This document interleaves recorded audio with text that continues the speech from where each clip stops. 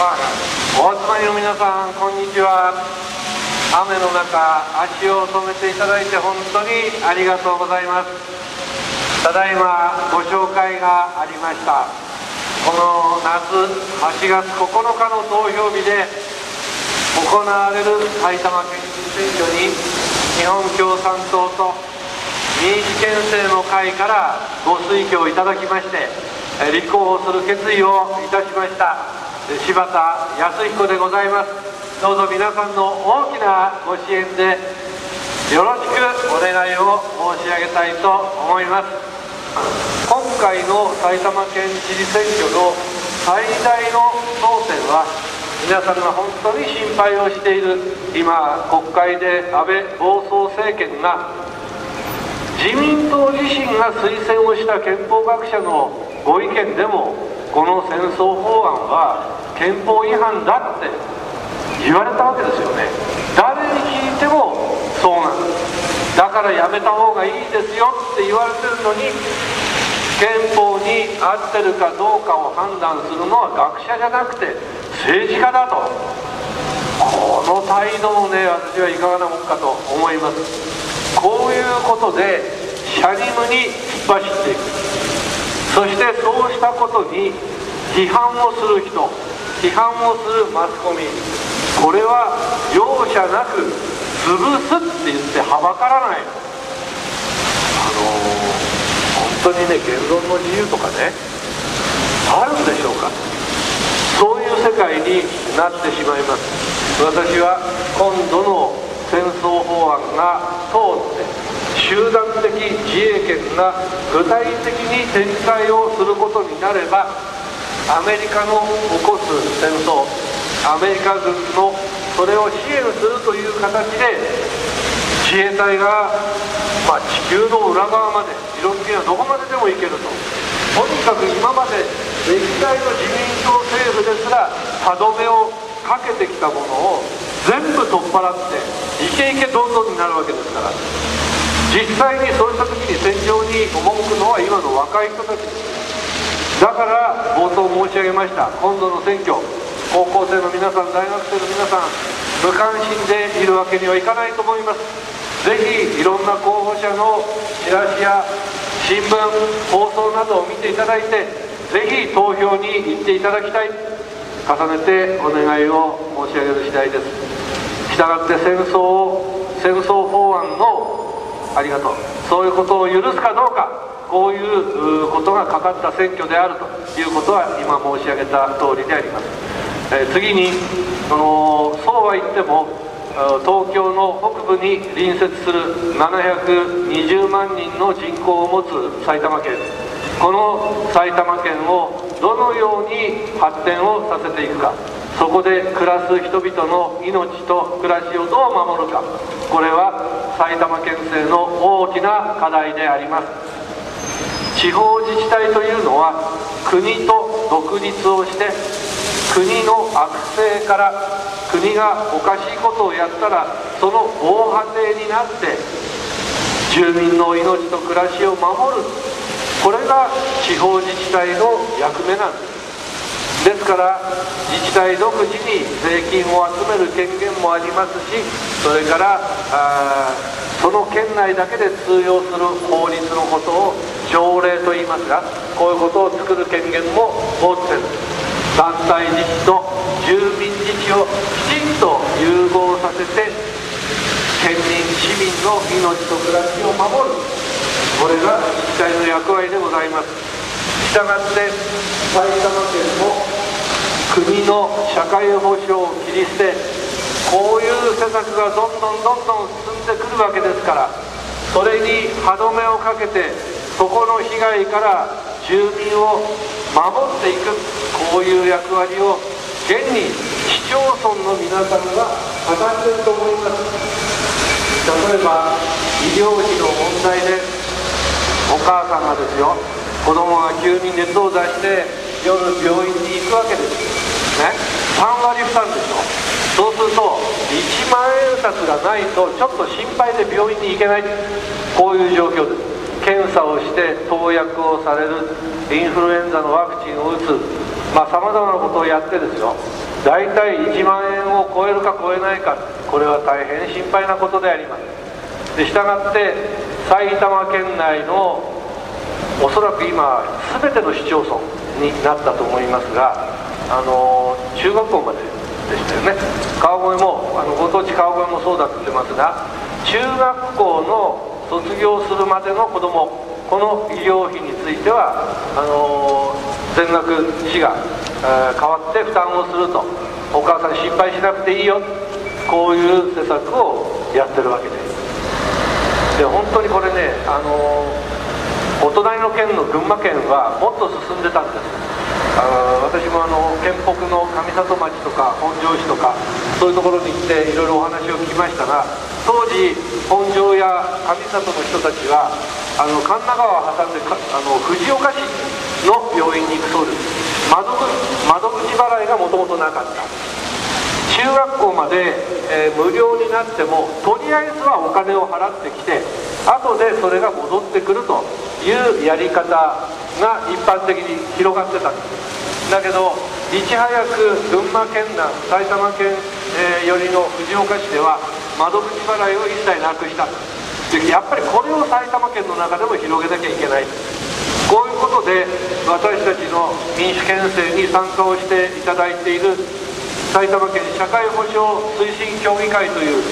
団体がございますが、この人たち一生懸命ですね、県内の水準を上げようと思ってやってきたんです。で本当に見事に全ての市町村の小児医療費の無料化、いくつか窓口払いをこれから、ちゃんと実現させるという課題はあるにしても、そういうことが皆さんの運動の中で実現してきた。じゃあ埼玉県はどうしたんですかって聞いたら、埼玉県の制度は学校に上がるまで、だから6歳未満の医療費の補助しか出してない。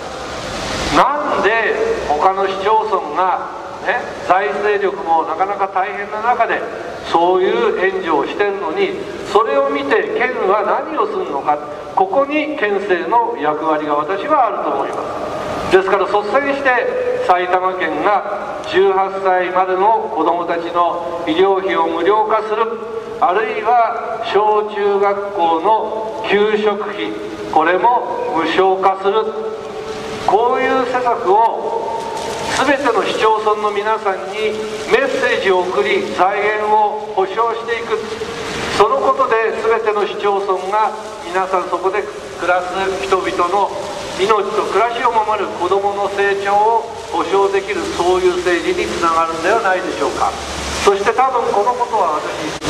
少子化問題、これにも歯止めをかける大きな力になると思います。皆さん東武東上線の川越から、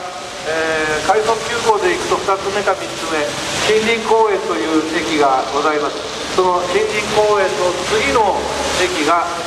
なんと森林公園の次の駅、月の輪、そうです。森林公園の次の駅、月の輪という駅が数年前、10年ぐらい経ちますかね、もうね、新しくできました。滑川町という町です。この滑川町の町長さんは町長になられていち早く滑川町の小中学校の給食費を無料にしました。そして医療費も18歳まで窓口払いなしでやったんです。それから数年も時間経ちましたよね。この評判があちこちに広がってる。で東武東上線も森林公園の次の滑川駅前に比較的値段の安い住宅を展開いたしました。これは東武不動産一生懸命やったと思いますが、ですからそういうことの中で今滑川町は若い人たちが移り住んでくる、こういう流れになっている。でそうした若い人たちの子育てを支援することで地元の元気を出していこう。例えばこの川越市で言えばずっとこの蔵造りのね町、これも皆さんの力で保存してきたから今大きな観光資源となってこの川越の町に大きな役に立ってるわけです。それにしても途中ところどころの商店のシャッターが非常に目立つ。これをどういうふうに変えていくか。川越の商工会の皆さん、いろんな人たちの意見を聞きながら、民主憲政の会ってさまざまなところでそういう活動をしている人いますので、そういう人たちの知恵の総和を集めて民主憲政でご推挙いただいた私は具体的に政策化をしていくと。そして専門的な分野については知事の指し示す方向について埼玉県の幹部職員がその方向で専門的に検討し政策立案する、これが私は憲政の姿だと思います。ところが上田県政はこの間県の職員の数をどんどん減らしてきました。かといって皆さん、県庁の中のあるいは県の出先機関の職員がみんないなくなったわけじゃないですよね。それをいわゆるパートとか臨時職員とか非正規労働者に置き換えてきたわけであります。そしてこの人たちの働くその処遇が極めて悪い。これは役場に働く人だけではありません。民間の流通や製造業で働く若者、いつクビ切られるかわからない、時給980円とか、私たちは最低でも1000円って言ってますが、1000円時給もらってもね、月額にしたらいくらになりますか。8時間働いて22日働いて17万6000円ですよ、ね、でそういう人たちはボーナスなんかないですからね。そうすると12倍してください。200万円そこそこでしょ。でそれがもう実態となって1200300万人になってるわけじゃんですよね。そしてそういう人たちの働くルールが踏みにじられてる。残業やっても残業代払われない。コンビニでアルバイトをやってる高校生の話を聞きましたらね、どこそこっていうとちょっと語弊があるからあるコンビニというふうにしますけども、商品がこう売れ残ることがあるんですよね。おでんが売れ残るとか恵方巻きが売れ残るとか、そうしますとアルバイトにみんな買わせるんですね。それからシフトを組むのもアルバイトにシフトを組ませる。3年生になって受験に入るのでバイト辞めたいって言うと店長が「お前バイト辞めるんだったら次のやつをちゃんと紹介してからじゃないと辞められないよ」。一体何なんでしょうか。こういうことが当たり前になってるような、こういう「ありがとう頑張るよ」ね、そういう県政を大きくやっぱりみんなの声を盛り上げて変えていく。人間が人間らしく働ける環境、これを作らなければ未来はないと思いますよ。もう本当にこの国は世界で第3位の経済大国だと言われながら、そこに暮らす人々の命と暮らし安全はもう最下位に落とされてる。これ何とかしなきゃいけません。どうぞ高校生の皆さん、大学生の皆さん、若くして働いてる皆さん、本当に今度のこの選挙で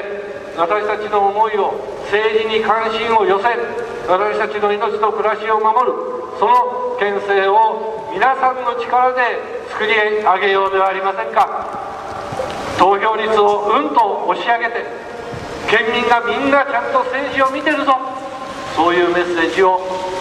力強く上げていく、その先頭に立って頑張る決意を申し上げまして、この場所を借りての私からの訴えとさせていただきます。どうぞ皆さん本当によろしくお願いいたします。